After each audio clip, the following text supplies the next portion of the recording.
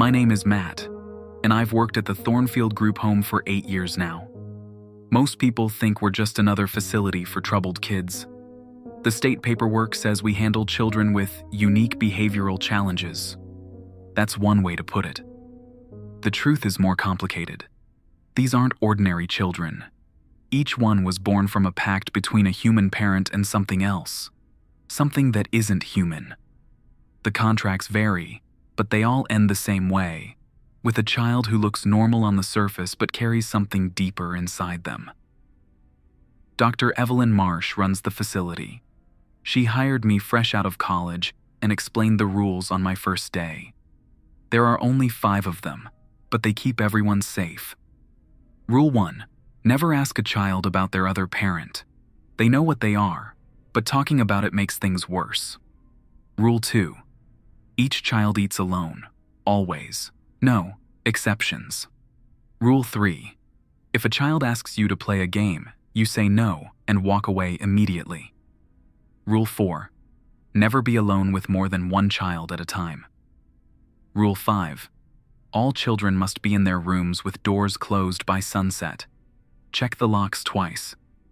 These rules aren't suggestions. Dr. Marsh told me that first day. They're the difference between going home to your family and not going home at all. The center houses 12 children, ages 6 to 16. From the outside, they look like any other kids. But there are small differences if you know what to look for. Take Rosemary, who's 9. She has bright red hair and loves to draw pictures of flowers. But she only draws them wilting. Every single flower in every picture is dying or dead. When I asked her why once, she just smiled and said, "Because that's what flowers do when I'm around." Then there's Tobias. He's 14, tall for his age, and polite to a fault. But he never blinks. Not once in 8 years have I seen that kid blink. His eyes just stay open, watching everything with a steady gaze. The youngest is Clover, only 6 years old. She loves stuffed animals, but every single one is missing its eyes. She pulls them out within hours of getting a new toy. When I asked Dr. Marsh about it, she just said, "Clover doesn't like being watched." There's Wren, who's 12, and speaks in perfect sentences, but only talks backwards. She'll say something like, "Today, sunny very is it," and you have to flip it around in your head to understand. Then we have Felix, 8 years old, who only eats food that's been burned. Not just cooked well done, but actually charred black. We have to scrape his meals until they look like chunks of coal. The older kids are more challenging. Vera is 15 and beautiful in a way that makes people stare. Looking at her face makes you forget what you were thinking about. Jasper is 16 and collects small objects, arranging them in perfect circles on his desk, exactly 12 items in each circle. The hardest part about working here isn't the strangeness of the children. It's how normal they can seem. These moments make you want to bend the rules, but the rules exist for a reason. I learned that lesson 3 years ago with a kid named Dex. He was 10 and seemed like the most normal kid we'd ever had. The only unusual thing about Dex was that he always knew what time it was, down to the minute, without ever looking at a clock. One evening, I was doing my rounds when Dex appeared in the hallway, looking upset. "Matt," he said, "can you help me with something in my room?" I lost something under my bed. I should have followed Rule 4, but Dex seemed genuinely distressed. When we got to his room, I knelt down to look under the bed. That's when I realized my mistake. There was already someone under there, Clover, curled up in the corner, watching me with wide eyes. 2 children. 1 room. Me in the middle. "But we're playing a game," Dex said from behind me. "Don't you want to play too?"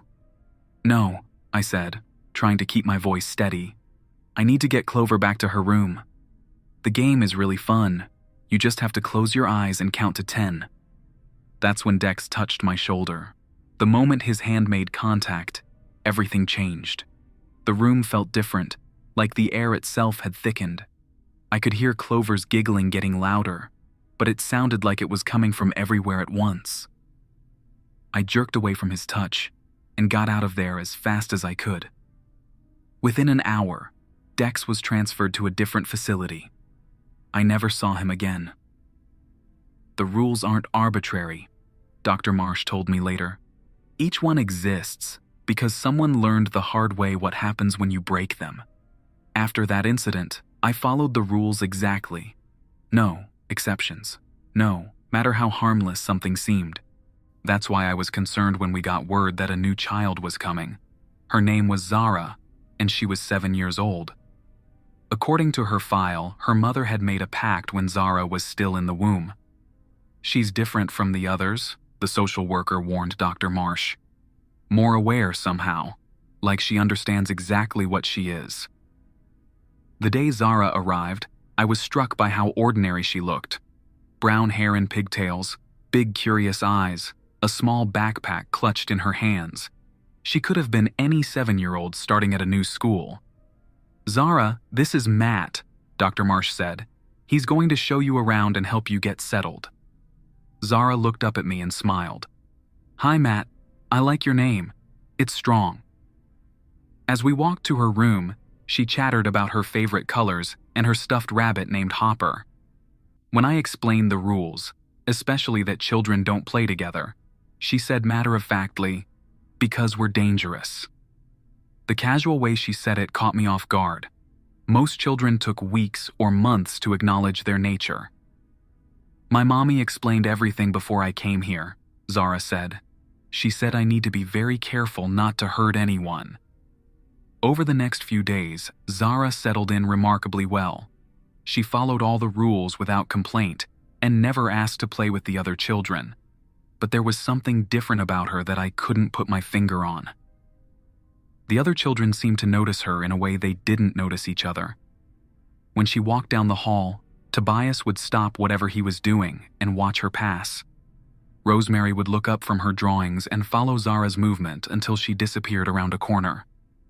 Most unsettling was how Vera reacted. Usually, being around Vera made you forget your thoughts, but when Zara was nearby, Vera seemed to become more focused, more present. On Zara's 5th day at Thornfield, I was doing evening rounds when I heard singing. It was a soft, sweet voice coming from Zara's room. The melody was unfamiliar, but there was something about it that made me want to keep listening. I knocked gently on her door. "Zara? Is everything okay in there?" The singing stopped immediately. "Yes, Matt. I'm just playing with Hopper." I continued my rounds, but when I finished, I decided to walk past Zara's room one more time. The singing had started again, but this time I could make out some of the words. They weren't in English, or any language I recognized. Then I heard another voice join in. Then another. And another. Multiple voices, all singing the same haunting melody, all coming from Zara's room. But all the other children should have been locked in their rooms by now. I had checked each one myself. I pressed my ear to the door, trying to count how many different singers I could hear. At least 4, maybe 5. That's when I realized the truth. The other children weren't in Zara's room. They were all in their own rooms, doors locked, just like they were supposed to be. But somehow, they were all singing together. The same song, in perfect harmony, despite being separated by walls and distance. I ran to find Dr. Marsh. When I told her what was happening, her expression grew serious. We walked quickly to the children's wing, and as we got closer, the singing became audible again. "How long has this been going on?" she asked. "About 20 minutes. Just Zara singing alone at first, but now." We stood in the hallway, listening to the supernatural chorus. Every child in the facility was singing the same song, in the same language, with perfect timing. Their voices blended together despite being separated by thick walls and locked doors. Dr. Marsh pressed her ear to different doors, Tobias's room, then Clover's, then Wren's. Each revealed another voice adding to the choir. "This has never happened before," Dr. Marsh said quietly. "In 15 years of running this facility, the children have never connected like this." The singing continued for another few minutes, then gradually faded away. One by one, the voices stopped until only Zara's remained. Then silence fell over the entire wing. "We need to separate her from the others," Dr. Marsh said finally. "Tonight." She explained about an isolated room in the basement. Soundproof, reinforced door, separate ventilation system. We'd never had to use it before. "Dr. Marsh, what exactly was in Zara's file?" She was quiet for a long moment, then sighed. Zara's mother didn't just make a pact for power or wealth like most of them do. She made a pact for knowledge. Specifically, she wanted to know how to communicate with all the children born from these agreements. And the price? Her daughter would become a conduit, a bridge between their world and ours. Zara doesn't just carry something inhuman inside her, she can reach out to the others and wake up what they carry too. We spent the next hour preparing the basement room and explaining to Zara that she needed to move. "I understand," she said when Dr. Marsh told her about the temporary relocation. "I tried to be good, but it's hard to control." "Control what, sweetheart?" "The calling. They all have the same thing inside them that I do, but theirs are sleeping. Mine is awake, and it wants to wake up theirs too." She packed her belongings without complaint and followed us to the basement. When she saw the room, she looked around with curious acceptance. "Will I be able to hear them from down here?" she asked. "No," Dr. Marsh said. "This room is soundproof." Zara nodded solemnly. "That's probably for the best. When they're all awake at the same time, it gets very crowded in my head." As we prepared to leave, she called after me. "Matt? Thank you for being kind to me. I know I'm different from the others. More different. You're still just a kid, Zara. Don't forget that." She smiled sadly. "I wish I could." The next morning, I arrived at work to find Dr. Marsh already in her office, on the phone with someone. Her voice was tense. "Yes, I understand the protocols," she was saying, "but we've never dealt with a conduit before." She hung up and looked at me with tired eyes. "The regional office is sending a team to evaluate Zara. They'll be here this afternoon." "How is she doing this morning?" "That's the thing. She's been completely silent since we put her in the basement room. It's like she just turned off." Before I could respond, Patricia, one of the day shift workers, knocked on the door. "Dr. Marsh? I think you need to see something." We followed her to the main common area. All the children were standing motionless in the center of the room in a perfect circle, facing inward.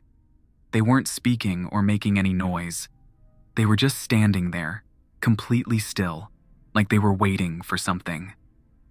"How long have they been like this?" Dr. Marsh asked. "About 10 minutes. They all just stood up at the same time and moved into this formation." Dr. Marsh walked around the circle, studying each child's face. They didn't follow her movement or acknowledge her presence. They just stood there, looking toward the center of their circle, waiting. "They're listening," Dr. Marsh said quietly. To her, even from the basement, even through soundproof walls, she's still calling to them. The children remained in their circle for 3 hours.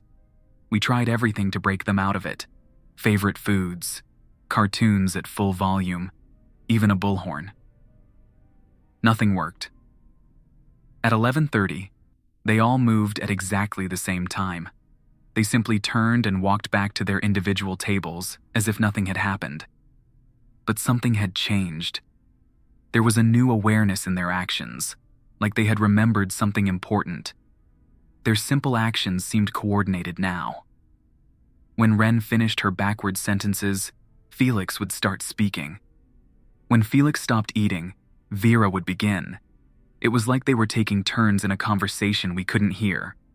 At noon, Dr. Marsh sent me to check on Zara. The basement was quiet and cool. I pressed my ear to the door. No, sound from inside. "Zara? It's Matt. I'm going to open the door to check on you, okay?" No. Response. I unlocked the door and pushed it open slowly. The room was darker than expected. Zara had covered the small light fixture with her blanket. Don't turn on the light, Matt. Please. Why not? Are you hurt? No, not hurt, just changing.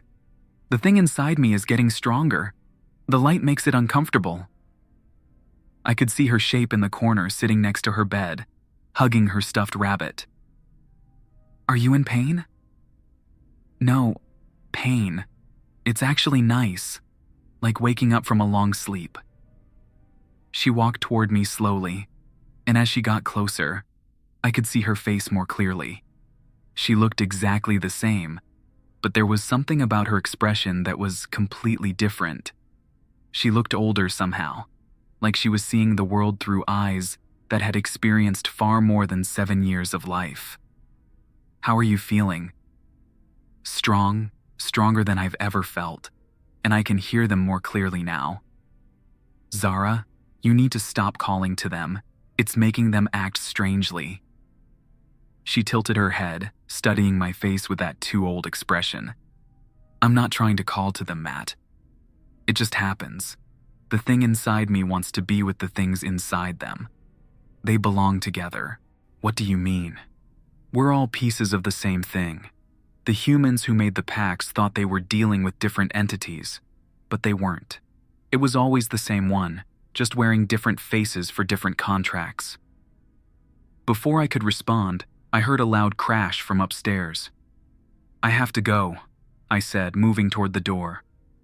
Matt, when the evaluation team gets here, don't let them separate us. Please. Keeping us apart is what makes us dangerous. Together we can control it. I locked the door and ran upstairs. The main floor was in chaos. All the children were out of their assigned areas, moving through the facility in groups of 2 or 3, actively ignoring every protocol we had established. I found Dr. Marsh trying to separate Vera and Jasper, but every time she managed to separate one pair, another group would form somewhere else. How is Zara? She asked when she saw me.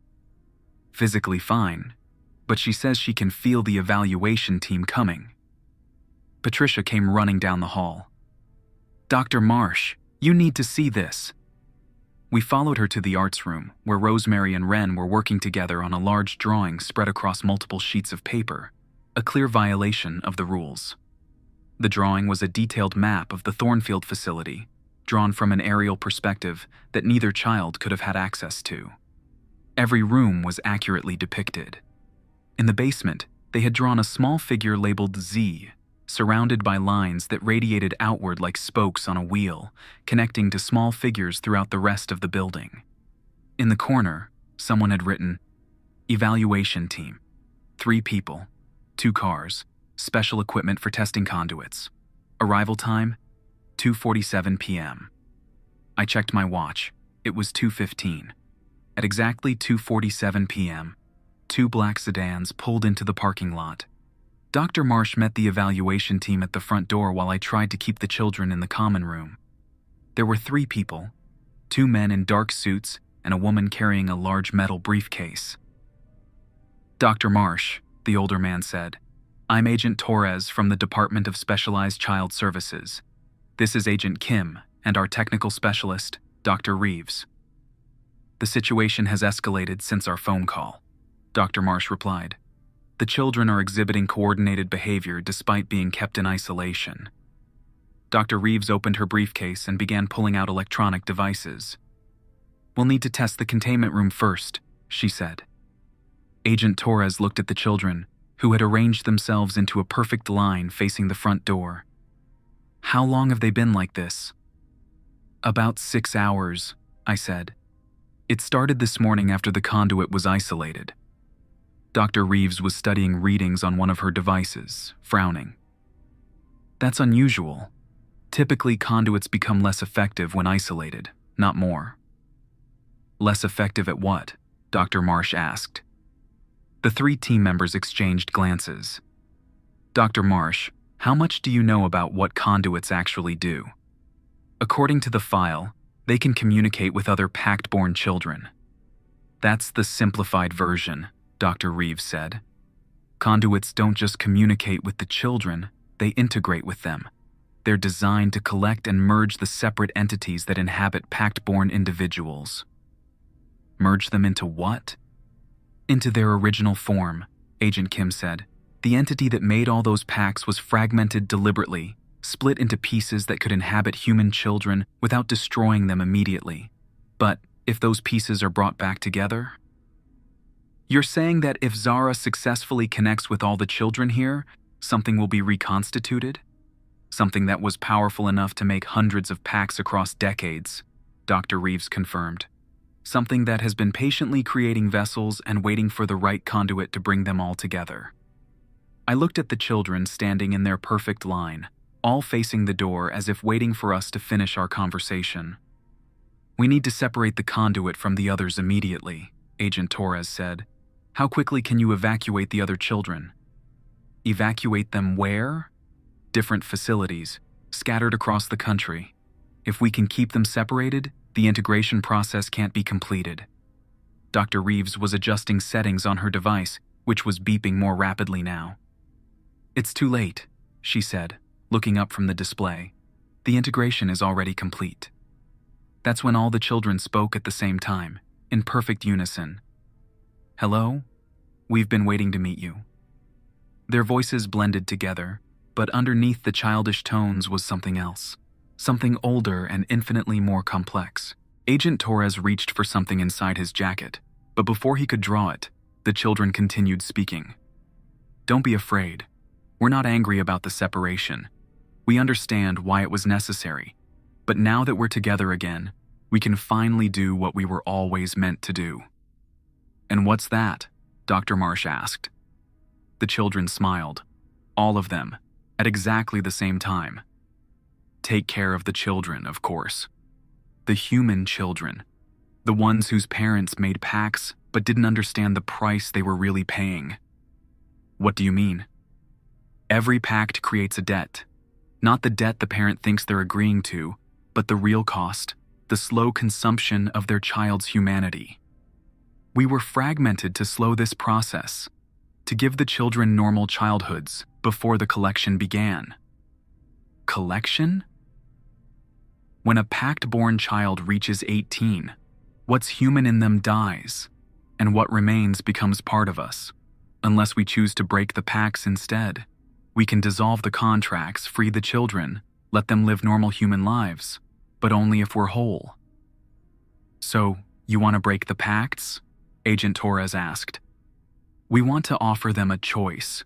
We can break the pacts and free them, but in return, they would have to give up the abilities that make them special. Or they can keep their abilities and fulfill the original contracts when they turn 18. And if they refuse both options, then nothing changes. They remain as they are, children carrying fragments that will eventually consume them, following rules designed to keep them isolated and afraid. I looked at the line of children, these kids I had worked with for years, who hugged me when they were sad and helped me carry supplies. What do you want from us? I asked. Help them choose. You've taken care of them better than anyone else ever has. They trust you. When we ask them what they want, freedom or power, they'll listen to your advice.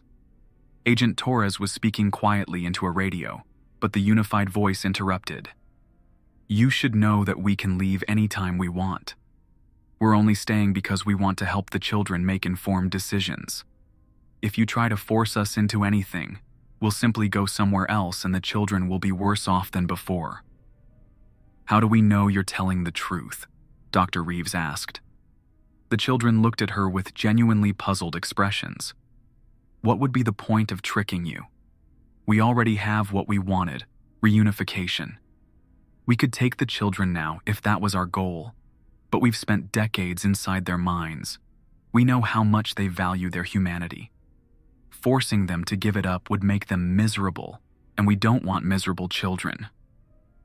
I realized that in all my years at Thornfield, I had never asked the children what they wanted. We had rules to keep them safe, but we had never asked what they hoped for their futures. If we agree to help them choose, I said, What guarantee do we have that you'll honor whatever they decide? The same guarantee you've always had. Our word. It's all any of us have ever had. The children moved to sit in a large circle on the floor. We should start with the oldest. Jasper has been carrying his fragment the longest. He deserves to choose first. Jasper stepped into the center of the circle, and for the first time since the integration began, he spoke in his own voice. I've been thinking about this for a while. What I want is to be normal. I want to go to regular school and have friends who don't follow special rules. I want to collect things because I like them, not because something inside me compels me to arrange them in patterns. The unified voice spoke through the other children. Then you choose freedom. Your pact is dissolved. Jasper smiled, and I realized it was the first completely relaxed expression I had ever seen on his face. One by one, the other children made their choices. Vera and Felix chose to keep their abilities and accept the eventual transformation. Clover and Wren chose freedom and humanity. Rosemary chose to keep her flower-wilting ability. Tobias, surprisingly, chose freedom. He wanted to learn how to blink. When it was over, 6 children had chosen freedom, and 5 had chosen power. The ones who chose freedom looked lighter somehow, like they had been carrying invisible weights. The ones who chose power looked more focused, more intense, but not unhappy. What about the facility? Dr. Marsh asked. The children who chose freedom will need different kinds of help now, the unified voice said. Regular counseling, normal schools, families who can adopt them. The ones who chose power will need continued special care until they're 18. And then they'll join us and help the next generation of pact-born children make their own choices. The integration began to fade as the unified entity prepared to separate back into individual fragments. But before it did, it spoke one last time. Thank you for taking care of them. You gave them the stability they needed to make real choices about their futures.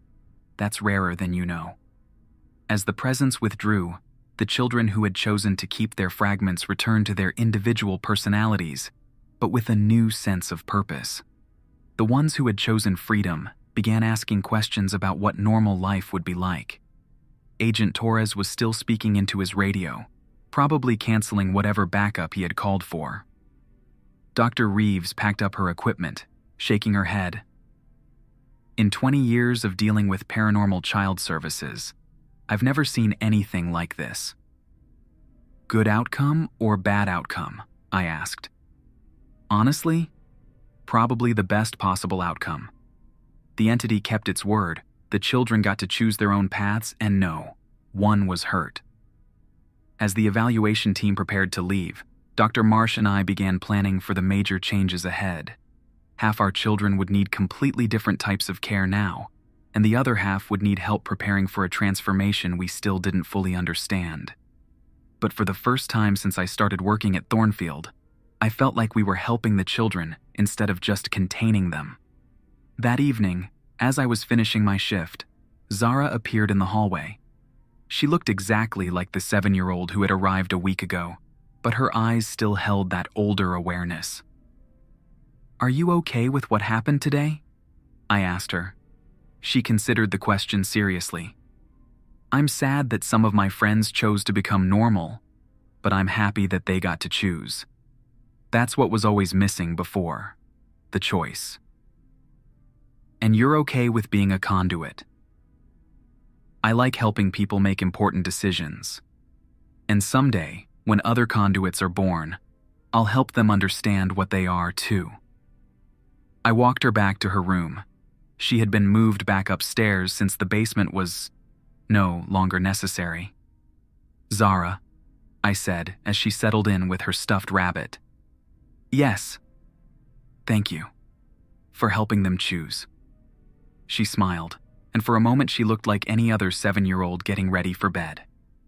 You're welcome, Matt. Sweet dreams. As I left Thornfield that night, I realized that our job had become more complicated but also more meaningful. We weren't just following rules to keep dangerous children contained anymore.